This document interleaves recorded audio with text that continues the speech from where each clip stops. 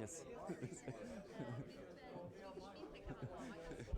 It's a first. I've seen a lot of solutions, and I've never seen one like this before. This is good. Oh, okay, yeah. Very innovative. Yeah, that's Martin. That it. Yes. So, I love it. yeah. Okej.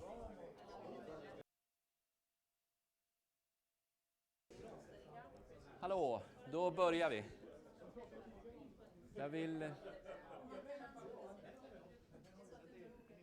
Då kör vi igång. Jag vill börja med att hälsa er alla välkommen, även ni som är på webben och ni som finns här idag. Och jag skulle också vilja, som jag glömde i början här, att om ni har en LinkedIn, om alla har det, så kan ni ta fram den och se alla som är här idag. Och även linka varandra. För det meningen är att ni ska träffa nya människor och göra affärer. Så att, då tar ni bara den och så finns det en liten på kontakter. Och så klickar man på den här figuren där. Och det här har vi 2 nya killar som är anställda hos oss hjälper mig. Jag tog 2 timmar för mig att leta efter den här grejen igår. Och jag fick inte tagen. Och så frågade jag våra unga killar här som har börjat jobba hos oss. Och det tar 10 sekunder tror jag. Så hittar de vad man hittar här. För de har ändrat om i LinkedIn. Så klickar ni på den och i närhet på. Då kommer ni att se alla som är här. Och Vilket trycker man på först? Kontakt. Kontakt här nere. Kontakt här nere. Yes. Och sen så trycker ni på ett figur där. Längst här nere. Den här. Och kontakt. Och så den. Så. Och så längst nere där. Så. Och då kan ni klicka i där så finns det med. Allihop. Det är jättebra. Och så kan ni söka. Jag vill att ni addar mig. Ja, jag hinner inte med nu. I alla fall så vill jag hälsa er välkommen till Think Tanks TreTårsfika. Och jag tänkte bara först berätta lite kort om våran Think Tank. Där vi har några som är med i Think Tank här idag också. Och Think Tank är ju ett ekosystem av företag. Och Think Tanker är tänkande företagare som vi säger. Som vill följa med i utveckling och utvecklas tillsammans med andra. Aktivt hjälpa sig själv och andra och sina kunder att växa. Och att vi håller ihop allt genom Voceans digitala system som ni kommer få höra lite mer om idag också. Och Think Tank är digitalisering tillsammans, säger vi. Så att, det är lite grann om Think Tank och behöver ni veta något mer om Think Tank så är det bara att prata med mig efteråt. Och nu så let me introduce Shawn Adamek. A 25 years Silicon Valley veteran. Adamek has delivered digital and mobile technical products that have been used all over the worldwide, by billions of people in the past 2 decades. Adamek recently joined Vocean as a CEO in September here in Vocean, and they will focus on driving the adoption and growth of the company's new innovation and collaboration platform. So let us welcome Shawn. We are very glad to have you here today. Thank you. Make sure my mic is turned on correctly. Daniel, am I good? Am I good now? My light is on. Yes. Does that mean I'm good? Okay, good. Thank you, everybody, for joining me here today, and thank you to Think Tank. There's a lot of thinking and thanking going on. For letting me speak today about a topic that has become increasingly interesting to me, not only over the last few decades of my career, but more importantly, recently as I started talking with folks like Peter and others at Vocean who are focusing very carefully on ways to bring innovation to not just the technology sector, but to corporations in any sector in new and interesting ways that really leverage the power and the capabilities of a whole new workforce that has developed, and I'll kind of go through that a bit. I wanted to keep this a bit interactive. So I've got some note cards here that have some questions on them that you will actually see up on the screen. I'm actually going to kick off the discussion before I even fully introduce myself with a question. So can we get that question on the screen? And I've been told I need to give a little bit of instruction here, which is take out your mobile phones, point them at the QR code, and it will link to, and let me get out of the way here for a moment.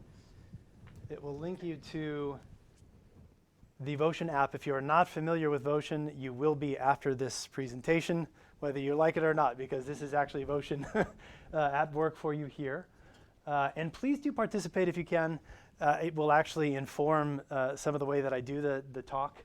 And I'm going to take a couple of breaks in between here to kind of look at the results. So once you see the question, feel free to go ahead. And this first question asks, how does your company, or whatever organization you work in, how do you prioritize these key aspects of the way that you run your business or your organization? I picked 5 here. There's probably dozens I could have picked, but just for simplicity's sake, I picked some pretty obvious and important ones. Organization, revenue, obviously very important for revenue-generating companies, innovation, product, customer service. So if you could just, while I'm speaking in the next segment, just find a way to sort of prioritize those in the application. In about 10 minutes, we'll come back to this and we'll see the answers, and I'd love to actually see what you all say to that. So as you're doing that, I'll give a little introduction about myself. As Mats was saying, I have actually been in the Silicon Valley for over 25 years. And I thought I'd start with a couple of experiences that I had with early, I would say, challenges with innovation. Even though I was in the center of the universe when it came to technological innovation, there were a lot of aspects of the way these companies ran their business that were not innovative at all and didn't have any way to sort of easily create innovation from the ground up. When I started back in the early 1990s, I'll show my age here, I started as a junior project manager for an educational software company. And this educational software company was one of the largest in the world at the time, delivering high-tech solutions directly to school districts to educate kids with, I'll use a couple of funny words where you'll think they're funny now, delivering multimedia software, which at the time was, whoa, multimedia software, my gosh, so innovative. We were delivering things on CD-ROM. Do you remember those? Yes. It was long ago, so long ago, that we actually delivered to schools that were using computers that were about 1 meter high and weighed about 20 kilos and sounded like a vacuum cleaner when you turned them on. This was a long time ago, but it was innovation for its time. It was so long ago that those few schools that could actually afford Macintosh computers were using those beige machines that had all these square corners on them and everything. So definitely a different age, but an exciting one, because coming right out of university, even though I didn't myself have a technical degree, I was very interested in how technology was changing the way that people just communicated and interacted in general. And so I joined this company and started doing project management for them. And as many young new employees do in companies like this that you feel are very innovative, you have a million ideas you want to share, and you want to find a way to communicate those ideas with everybody else in the company. So being somebody with lots of ideas, I went to my manager and I said, hey, I have this great idea for how we can change the entire organization, and we could run a lot more efficiently, and we could even save money in development, et cetera, et cetera. She said, well, that sounds like a great plan. I thought, wow, finally I'm in the center of innovation and I'm really innovating here. Her answer was, why don't you fill out this 5-page form, and I will take it to my next management meeting, which is in 3 weeks.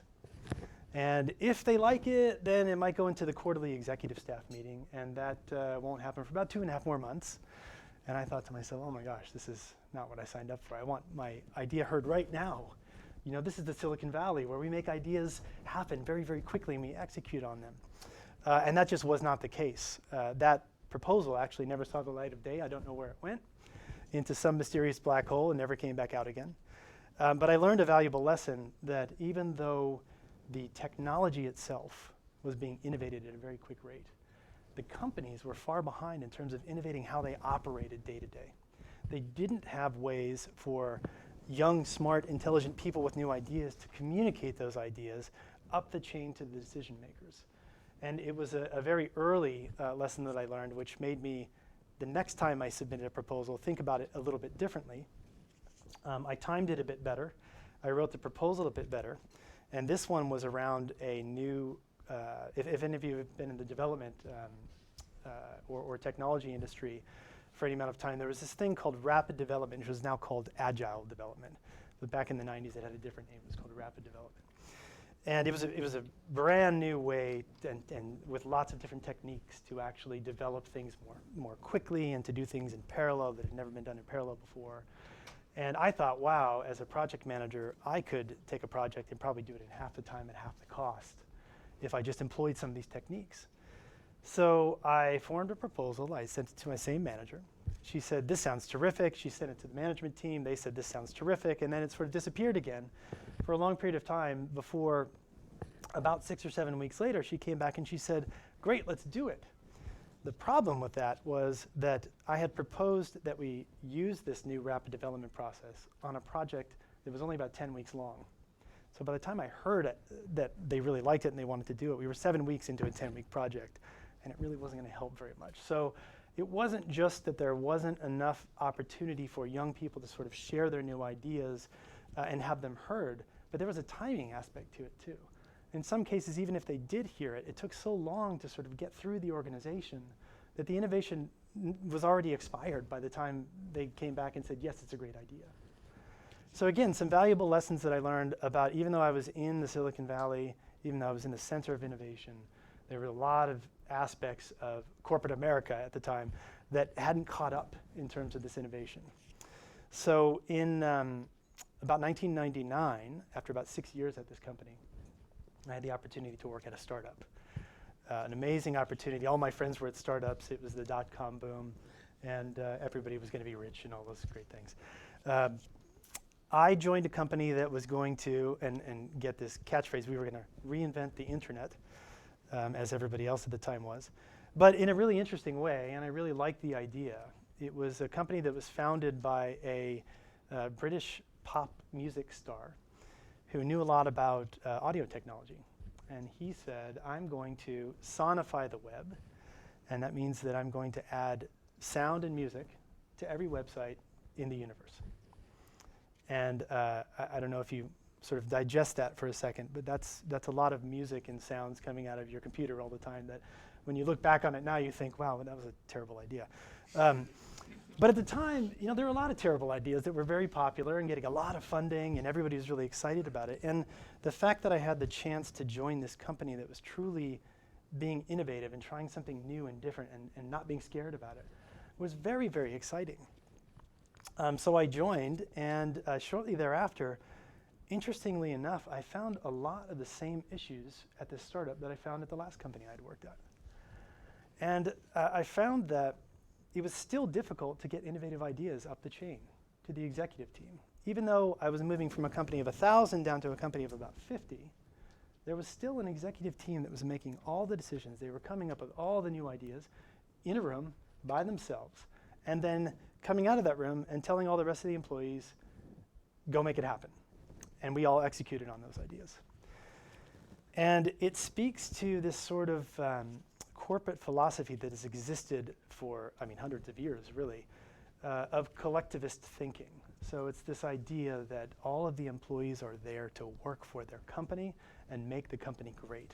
They are there to work really hard, find ways to be creative and get promoted, but really, first and foremost, work for their companies. And that idea, certainly in the last 15 or 20 years, is changing quite a bit, and I'll explain that in a little bit.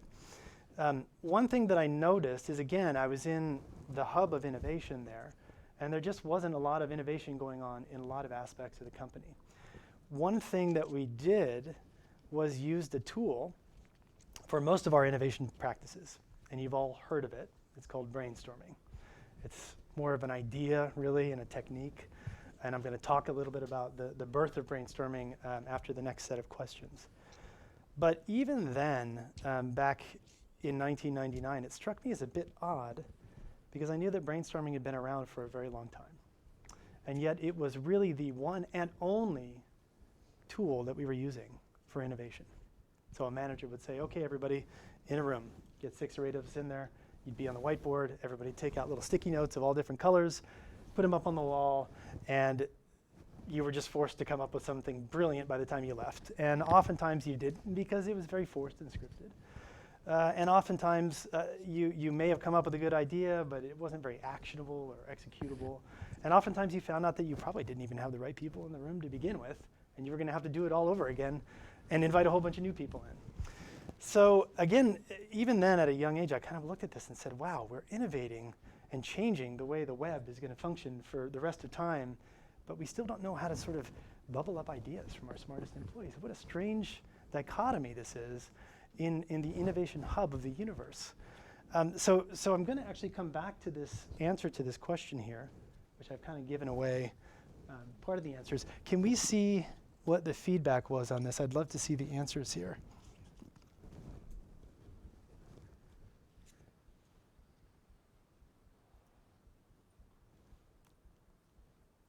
Ah, interesting. Oh, I love it. This is actually what I was hoping for. So notice what is at the bottom. Innovation. So I just gave a couple of examples, and what this tells me is that even the folks in this room who knew that we were going to be talking about innovation today operate on a daily basis with companies that don't necessarily value that as high as some of these other things. And this is a bit of a trick question, and there's a simple reason why. When you look at this, all of these other things are roughly sort of topical or vertical areas of the company that you sort of, you look at in silos in a way. Innovation is the only thing that bridges all of them across all of these things. If innovation is not at the top of the list, you're definitely not doing it right. Because you should be innovating on your organizational strategy, on your product strategy, on how you're generating revenue, on how you're serving your customers. And I think this is very, very consistent with whenever I ask this question, I see this everywhere, whether it's the Silicon Valley here or anywhere. What we want to be working on is getting innovation to the top of the list for every company. So thank you for that. I'm going to jump to the second question. Hopefully get as good a result on this one too. The second question, what in your company or organization, did we go with the top two? Is that what that's what we agreed to, Daniel, is that right? The top two choices, yes. What are the top two techniques or tools that your companies use to innovate? Again, this is a subset. There's hundreds of things you can do. Yes. If you use the camera, you can. If you don't have a QR code, you can take the camera and yes, so yes. you get the and Zoom. or Zoom, yes. So if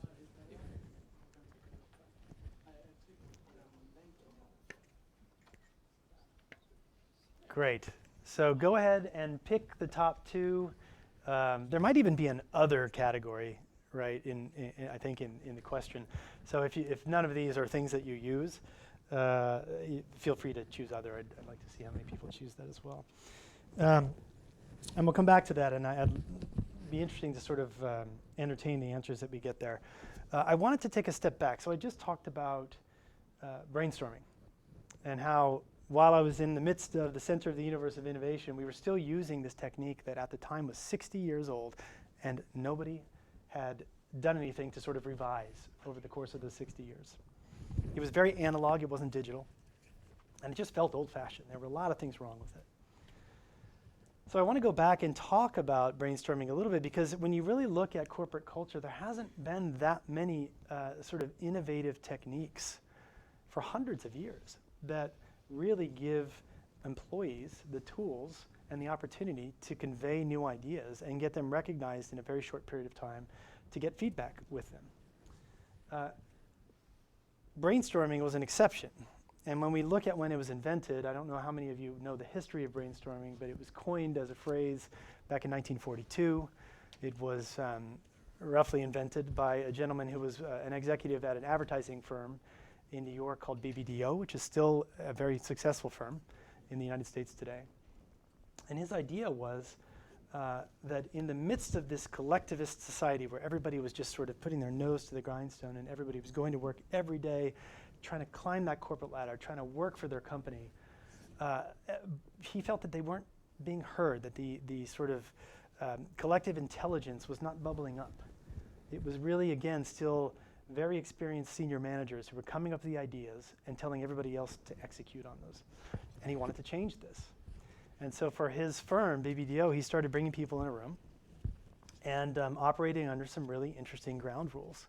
One, let's get everybody, no matter who you are, whether you're an entry-level employee or you're a senior executive, mixing up your ideas, and let's do it in high volume. Don't hold anything back. Don't be scared that somebody's going to criticize you, because rule number 2 is never criticize an idea. And rule number 3 is, once you feel like you have a very large list of ideas to play with, let's look at ways to combine and revise those ideas so that we come up with something amazing at the end that we can actually go off and execute on. And this was a really interesting technique for the time, because again, we were living in an age, certainly in the US in 1942, where the world was at war. Nationalism was at an all-time high. And that nationalist feeling, that philosophy, really bubbled into the corporate sector as well, in the form of collectivism. Everybody sort of working for the common cause and just doing what it took to make sure that they made their companies successful, no matter how much sacrifice they had to make from a personal and individual perspective. And in that culture, there really were not a lot of opportunities for certainly younger employees, but even employees outside the sort of executive circle, to really share ideas freely and have them heard and get feedback from those. And therefore, innovation was quite slow. So coming back to my time at Beatnik, which was the web startup, it was interesting to me that we were still using the 60-year-old technique in an age when the internet allowed information to be spread to millions of people at the drop of a hat, at the press of a button. We were still doing this old 60-year-old thing where we were taking 6 people in and trying to figure out an idea for the entire company. And just something wasn't really computing about that with me. And not only was it not a way to generate new innovative ideas, but actually it ended up being quite detrimental to the company, which did not survive in the long term. I had some conversations with some of my coworkers a couple of years after we'd all left the company. And it was really interesting, their feedback, when we talked about the tagline for the company that the CEO and founder had come up with, which is, "The web is a silent movie and it needs a soundtrack." Great tagline. Investors loved it. He, of course, then later admitted he was wrong, and the web was actually much more like a newspaper or a magazine. It didn't need a bunch of sounds, and all the sounds annoyed everybody. And so he was a bit wrong about that. But what was really interesting is that because there was no way for people to easily communicate their ideas, it wasn't just about their new, bright, innovative ideas. It was actually about things that they should be communicating that didn't seem quite right to them. And there was no path for them to do that in that structure. There was no path for innovation. And when I talked to my colleagues and I said, yeah, wasn't that kind of strange? And they all said, oh yeah, we knew that. That was a terrible idea. We knew it at the time. You did? Well, why didn't you say something? Well, there was no way to do it. Like, who are you going to tell? I'm not going to go to the CEO and tell him it was a dumb idea. There was no path. There was no tool. There was certainly no digital tool, but there was no tool at all to communicate this to the people who were making decisions at the company. And eventually, it actually ruined that part of the business for that company, they ended up closing that business unit down just a couple of years after it started. And I think, had there been more open communication and a little bit more collaboration and maybe some more innovation around that, there might have been some way to kind of make that work. But we didn't, and it was really because we had no opportunity to listen to people, and they felt very disempowered and not able to share their innovative ideas within that organization. So I want to go back and now break for the answer to this question and see how it goes. And we have a lot of participants, so thank you for that, everybody. Oh, no. Oh boy. Oh, it hurts my soul a little bit to see this. For those of you who don't know me, I'm not a fan of meetings as a way to innovate, but this is very common. People get in a room and they talk about things, and sometimes things happen and sometimes things don't. Offsite workshops are really interesting too. This is also quite interesting, a bit of a trick question, and it did once again actually turn out quite well, because for the most part, if you look at the top 3 here, usually those 3 things are often conducted in an analog fashion. And when we're doing things in an analog fashion, you do not have the scalability of digital. Digitalization is a platform we should all be using more, because you get massive scalability, where in meetings, you just don't get that. I mean, yes, maybe you can sort of FaceTime with a bunch of people, or you can create a hangout with a bunch of people, but it's just not quite the same as having them all in the same room giving feedback. Some of these other ones are kind of interesting. Slack is obviously a pretty big tool. I wonder who uses Kanban charts? Excellent, I love it. Okay, great. Is everyone familiar with the Kanban chart? It's a, well, it was invented by the Toyota Corporation many years ago, and it's sort of like a card-based system where you create these pipelines of tasks and assign them to people. So it's not quite necessarily an innovation tool most directly, but it's a really interesting way to sort of, once you've had some preliminary innovation, to sort of turn that into an executable plan that you can sort of keep track of and have people participate in. So very, very interesting, but again, meetings being number one, very consistent, tells me that we're still not quite there and we have a little bit of work to do. So why don't I go to the third final question here, which is, I should have brought my glasses. Yes, might be a touchy subject if any of you are in HR, but I'm going to do it anyway. What percentage of your employees are below the age of 35?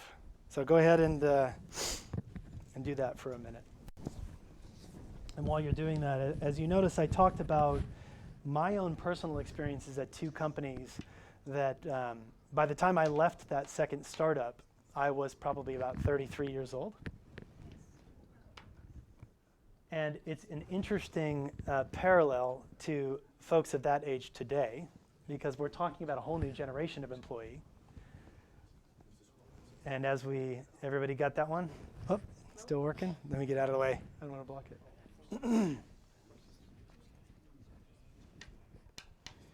Good. So I want to take things to the present now. I talked about the past and my own past, but talking about the present, we are further behind than we ever have been before in various aspects of innovation in corporate society. Why is that? Well, there have been technological advances which have literally created an entire new generation of human being who is now working at the corporations that we're hiring at. These are people who, to coin a couple of phrases that are pretty popular now, these are people that are classified as digital natives. They're people of the millennial age and younger, who have since birth had the benefit of access to some very, very important inventions. So obviously the internet, which became commercially available, say, in the mid-'80s, and the first ISP launched, I think, in 1989. And all of a sudden, humankind changed forever. We had this immediate access to any information we wanted at any time. First time ever in human history. A few short years later, social media came along, and is still very prominent today, obviously. And not only could we then extract information from any source on any topic, but we could share information with anybody. And not only share it, but share it immediately. So any 12-year-old kid with a mobile phone can go take a video of somebody skateboarding down the street and share that on YouTube, and they'll get 1 million responses in 10 minutes. This is an amazing time when you think about the expectations that are developing for people who are millennial age and younger. And again, these are the people who are not only being hired now as young employees, but at the age of 35, these are people who are leading some of our startups now. And corporate society has still not found enough innovation tools, certainly not enough digital innovation tools that act at scale, that really compete with what's out there in social media. And when you think about that for a second, you start to look at some other interesting statistics. So young people who are joining new companies, whether in the technology sector or others, but certainly in the technology sector and definitely in the Silicon Valley, when you look at how long that they stay at their employers, it's very, very short periods of time. 6 months, a year, maybe 2 years maximum. And it's not just because these companies are going out of business, it's because these employees are coming in with an expectation. They come in with an expectation that their big ideas will be heard from day one. They come in with an expectation that there are going to be tools that are at least as good at sharing their ideas as social media is. If I can share my idea on Facebook or on Instagram and get 1,000 responses in 24 hours, Why am I working at a corporation where I have a really brilliant idea and no one listens to it for weeks or months at a time? And that's still happening right now. And so there's this big mismatch, and corporate society really has a tough time here because we have to catch up very quickly. And I think the only way to do that is to sort of fight fire with fire in a way. Look at how these digitalized social media platforms are succeeding, how they're giving empowerment to this new generation of employees, and really parallel that in our own corporate society. Come up with tools, and one of the reasons I actually joined Vocean was because we are one of the companies that is actually looking at this very space, looking at ways to capitalize on digitalization and transfer that into a way to innovate at scale with massive amounts of people in very short periods of time, get really strong feedback, and get from idea to an executable plan as quickly as possible. And that is what our new employees that we are hiring now really expect. They don't want to be brought into a room with 6 other people and do a brainstorm. And I know this personally because I've made that mistake. I've brought a bunch of young people in who are used to sort of sharing on social media, and I say, okay, it's brainstorming time, let's go. And you can almost hear their eyes rolling back in their head like, oh, really? You're gonna make me do this? Come on, give me a break. Like, I could do this in 5 seconds on social media. And I think that's where corporate society just in general, but certainly in the technology industry, really needs to take a step back and look at the tools that these young folks are used to using. The fact that these young folks are coming more cross-trained than ever before. They have more interesting experience and ideas than ever before. And we really need to give them the tools and start working for the employees rather than having the employees work for us. And that sort of brings us full circle with this transference that I'm trying to sort of convey here from the old-fashioned corporate way of looking at, sort of the collectivist way of looking at running a company, where you hire people that are going to work really hard for you, and transferring our corporate society to something where you're actually working very hard for your employees to give them the tools that maximize their talents and their knowledge and their abilities. And that's really the challenge for everybody here, because I think once we can then start working better for our employees, they will in turn reward us for that. They will be able to share these amazing ideas, and innovation will explode at a much faster rate than we've ever seen before. So that's sort of the end of my talk, but I wanted to definitely sum it up by taking a look at this final result. Interested to see. Because I think it'll hit home. Oh wow, 43%, am I reading that right? 43%? That's actually even higher than I expected. So just to hit home here with what I was just saying, I mean, this number is just going to increase. And if 43% of all of our organizations are from this millennial age, who is when they go home every single day in their personal life, using all of these social media tools and expecting the same result when they go to work and not getting it, that is 43% of your workforce that is guaranteed to be, for you not to meet their expectations, to be dissatisfied over some period of time. So this is, I would say, even almost an emergency, where we really need to recognize how to address this population of present and future employees immediately. And again, it's one of the reasons I'm so excited to join Vocean, because we're working in this space, and there's a lot of other companies that are working in and around this space as well. And I think, as a thought starter, I wanted this conversation to be something that you could take away and think about yourself, and also have conversations in breakout sessions if you want to speak after this. So I'd like to thank you all for listening. And if you have any questions that you want to raise now, I think we were going to open up some questions. Were there anything? One. Oh my gosh, a personal question. All right, who asked it? What do I like about Sweden? It's a hard question. It's very deep. Well, so interesting. So I have been coming to Sweden for probably about 20 years now. I was in the mobile industry for a long time, which gave me the opportunity to travel to a lot of places in Europe and the Nordics and Asia. And so I worked with a lot of companies in Stockholm, in Kista, in Lund, Malmö, Linköping, etc. for many, many years. And I have many friends and a good network here in Sweden. So I think The Swedish economy and the way of doing business is one thing that has always attracted me to coming back to Sweden and eventually permanently. But Sweden as a country is an amazing place, and I think there are so many things that I could talk about when it comes to the U.S.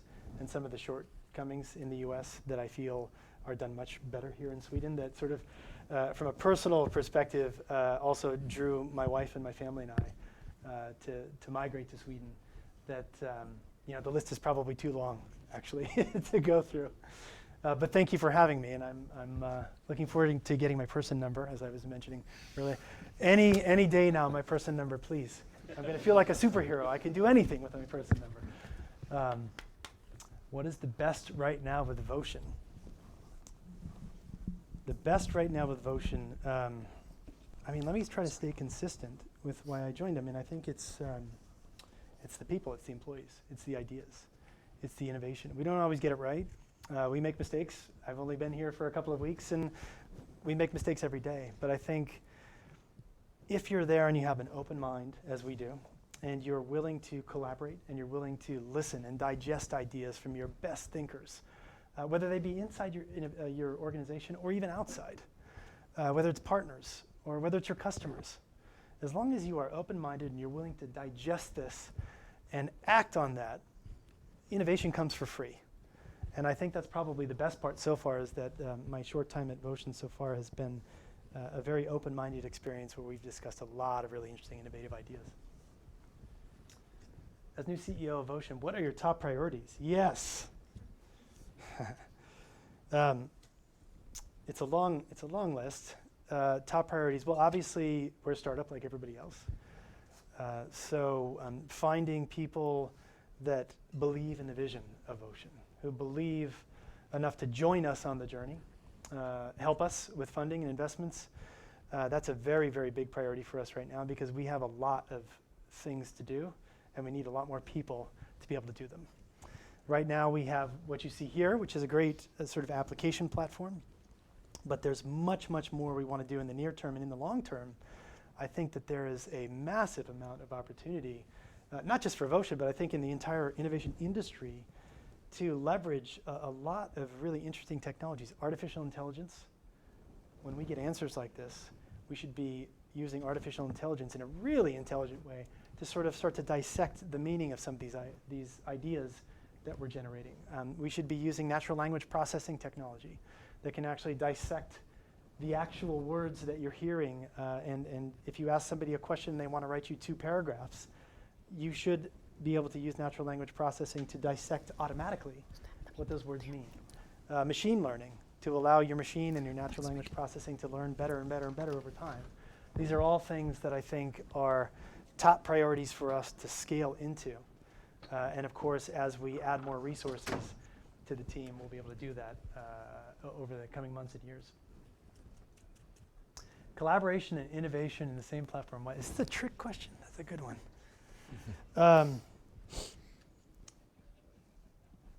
Wow, that's a very philosophical question, actually. Can innovation happen spontaneously? Maybe. I guess it can. I suppose you could be taking a shower and just have an epiphany and realize, wow, I don't need to collaborate. This is the best idea ever, and I'm just going to go do it. But I do think that most innovation does require human interaction and collaboration. I think just from the pure fact that it's very hard to execute on really any innovative idea without a number of people to help you do so. But I do think they do go hand in hand really well. And I think what we're finding, certainly in the early days of Vocean, is there is a challenge to balancing the two. Because there are some innovation tools out there, and there are some collaboration tools out there, but there aren't really very many tools that do it well together. And I think that's our challenge, and I think we're taking a really interesting and differentiated approach to approaching those two things at the same time. And we'll continue to develop that thought moving forward. Besides fast feedback and communication channels, what do companies need to ... Ooh, mysterious. What's the end of the question? What do companies need to do, maybe? Is that it? Ah, yes. Yes, need to change in order to retain your talent. Gosh, I have a lot of answers for this. So there's been I find quite a negative trend in the Silicon Valley over the last 10 years where the answer to this question I think is unfortunate. I think a lot of companies think that the way you retain young talent is to give them a free lunch, is to give them a free massage every Tuesday, is to make sure that they get a subsidized gym membership and a whole bunch of other benefits.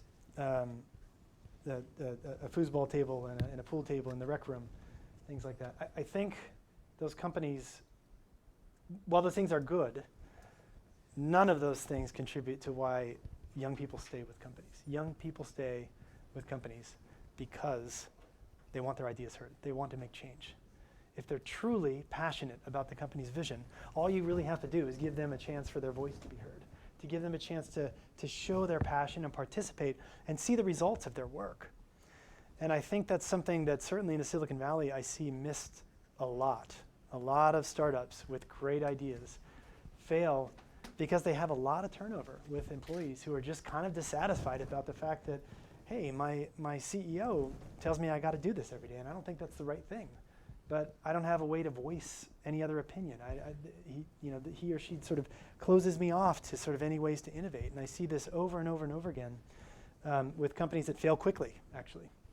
So I think, really, obviously finding people who are passionate about the vision first and foremost, and then giving them a way to contribute in a meaningful way to them, and making sure that you're listening when they're telling you ways in which they want to communicate. Is probably the best way to retain talent. Where do you see Vocean in 5 years? Well, I gave a little bit of a sneak preview to some of the stuff on the technology side that I think we're definitely going to take a look at. I think that in 5 years, I would like to see Vocean own a portion of the market space where anybody working in any organization who wants to contribute an idea and share that with a large number of people inside or outside the organization, get very, very fast feedback and get immediately to execution, that we're one of the top 3 companies in the world that they come to do that. There's some examples of this. I mean, in a way, when you kind of look at some of the things we're doing, I talked about brainstorming because certainly Vocean's vision is in a way to take some of the components of brainstorming and improve upon it in a way that allows brainstorming to sort of take in this entire sort of cumulative collective intelligence of hundreds or thousands or millions of people at once that want to innovate on a single idea, and use that power to get that innovation to happen very quickly and very dynamically. And so I think if we can achieve that, we will do just as well as some other companies that have taken their little niche, like Slack or like Trello. We mentioned Trello. They took the Kanban chart that everybody had been using with sticky notes and whiteboards, and they digitized it. Very simple concept, very niche, but they have millions or tens of millions maybe of users right now. So I think that's really the goal for us, is to be a leader in this very carefully crafted space in the market around innovative collaboration at scale. And I think we'll be in great shape then. Every voice matters. Is that important? It's right. How do I even answer this? Yes, of course it is. It's not only important, it's the most important thing. When we, again, the talk that I gave today was all about sort of this massive migration, and we're still in the sort of completion phases of this, obviously, but from this collectivist thinking of everyone's just pushing forward for the vision of the company, for the sake of the company, and sort of now highlighting more individual thinking, this is just core to that message. I mean, every voice really, really does matter, and we need to give everyone a chance to communicate and get feedback as often as possible. I have a question that sort of adds on to that. Do you see this as adding more value and depth to the innovation, at including different types of personality and different types of communication? Because you have people who don't actually like to speak up in meetings. Very good. And they have great ideas, but they don't speak up. And then you get those being able to participate digitally, and you get a better result in what results you reach in the innovation, and you get a better quality. Do you find that? It's really interesting. It's very early days, but I think you've hit on something really important, and I didn't cover it when I talked about brainstorming, but one of the great weaknesses of brainstorming, we've all been in them, right, is that every brainstorm, or I should say not every, but most brainstorms sort of play out in a typical fashion. You have somebody who is nominated as the facilitator, and you give them the marker on the whiteboard, and they go up and they draw a bunch of stuff, and they're basically the secretary for the meeting. They're probably not really sort of communicating or collaborating on the actual innovation because they're really busy sort of marking stuff down. Then you have the person who sort of organized the meeting who kind of probably already had a little bit of a presupposed kind of idea of what direction they wanted to take. And then you get kind of maybe 2 or maybe 3 other people who do enjoy speaking up. They're confident, or they're really passionate about the particular idea. And then there's the rest of the people who sort of sit in a corner, maybe look at their laptop, and they're kind of like, oh, maybe I should speak up now. Yeah, okay, I'll say a couple words, and then keep.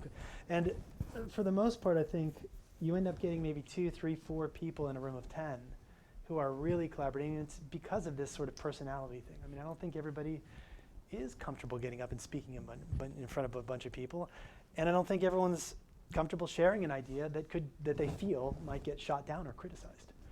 So I couldn't agree more. I think digitalization, in a way, for those who feel the need to sort of hide behind something and speak, it's kind of a nice way to still hear from them because they have ideas just like everybody else does. But it's a much more approachable and comfortable way to sort of contribute ideas and contribute feedback. So I do think, excuse me, that we'll see much of what we've seen in social media. I mean, when you look at, I would say probably 99% of what people comment on in social media, do you think they'd actually say that in person in a room like this? No, of course they wouldn't, because they're hiding behind their computer, and all of a sudden the truth comes out. Wow, amazing. So I do think there's a real component to that, and you bring out personalities that, in this sort of forum probably wouldn't contribute quite as much. Did I exhaust all the questions? Yeah. Terrific. Someone Wow. else Ooh. want to ask a question? Okay. Next time. Great. Okay. Yeah. Sorry, I may have run over by quite a bit here, but thank you again to everybody for joining. Thank you to Think Tank and. Yeah. First, Daniel. Is it me now? It's you now. Enough. Okay. Yeah. Okay. Hi, my name is Daniel Cassell. I'm the CTO and co-founder of Vocean. And usually how this goes down, you guys who have been here before, Matt is giving a gift to Shawn or the presenter or the talker. But it's different this time. Oh, great. Are you nervous? And the guinea pig. Maybe, yeah. I wanted to ask everyone at Vocean to come up here, and we want to give you a gift. It's actually a gift from Think Tank, but it's more of a symbolic gesture Great, that okay. we in Vocean want to give you this key to success that is forged. I'm going to read this sticker here. It's made in a blacksmith called the Old Smedjan by the river Norra Ån. It has a heritage from 18th century, and it's one of a kind. Wow. Well, there are several keys, but it's handmade, so it's one of a kind, that kind of way. And Mats wants to call it the key to success, right? Yes. Yeah. That's the And thing about it's from Think Mats Tank. and us at Vocean, and we want to give you a warm welcome Thank to you. Sweden and to Vocean. And it Thank is you. numbered. Thank you so much. Wow, great. Terrific. Thank you. Wow, the key to success. Terrific. We can't fail that. And It's Think impossible. Tank like to Oh give my you gosh. some Wow. flower. Okay. Thank you very much for the election here. Thank you. Thank you very Thank you so much. Thank you, everybody. Thanks. Thank you very much. And I just like to say, now I can speak Swedish. Can Yes, please, please. Nästa TreTårsfika i alla fall är den 17 oktober och så ser vi fram emot den med Helena Janke från Myndighet för arbetsmiljökunskap. Väldigt spännande och intressant kommer det bli. Så att jag vill verkligen välkomna er och boka in redan nu. Gå in på hemsidan och boka det. Så och att ni vet att ni kommer hit. Boka kalender. Men i alla fall som är det så vill jag tacka er allihop för att ni har kommit hit. Verkligen stort tack från Think Tank. Och så vill jag nu att ni ska verkligen fika vidare. Drick kaffe. Så att, och även ni på webben.